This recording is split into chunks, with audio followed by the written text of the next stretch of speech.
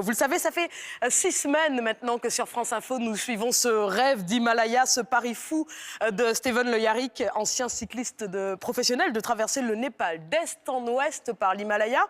2000 km en 60 jours. L'aventure continue, évidemment.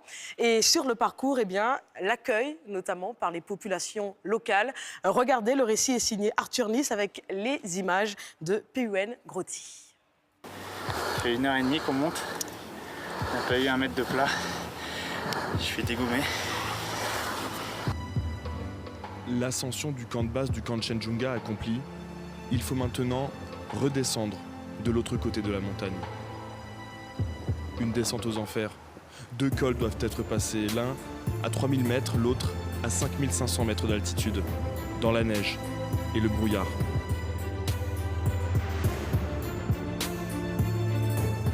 Pas de piste cyclable dans ces montagnes enneigées. Il faut donc poser pied à terre et porter son vélo, soit une dizaine de kilos sur le dos. Alors, quand l'occasion se présente, faire 85 km à vélo est une promenade de santé pour notre ancien cycliste professionnel.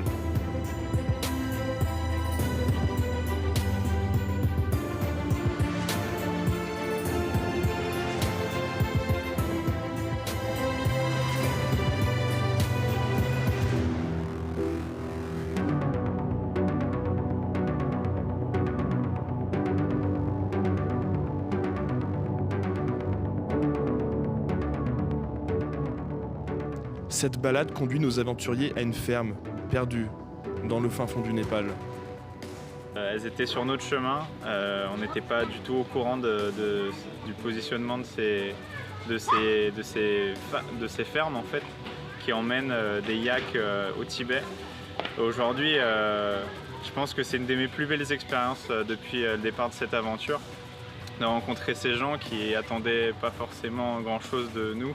Et moi j'attendais tout, j'attendais juste d'avoir chaud et de manger quelque chose. Ils m'ont nourri d'une nouvelle expérience de bienveillance, parce que accueillir des gens comme ça, de passage, c'est pas naturel chez nous. Et pour eux c'était un truc qui était totalement habituel. En cette fin de semaine, le Sherpa casse son vélo. Pour lui, retour à Katmandou.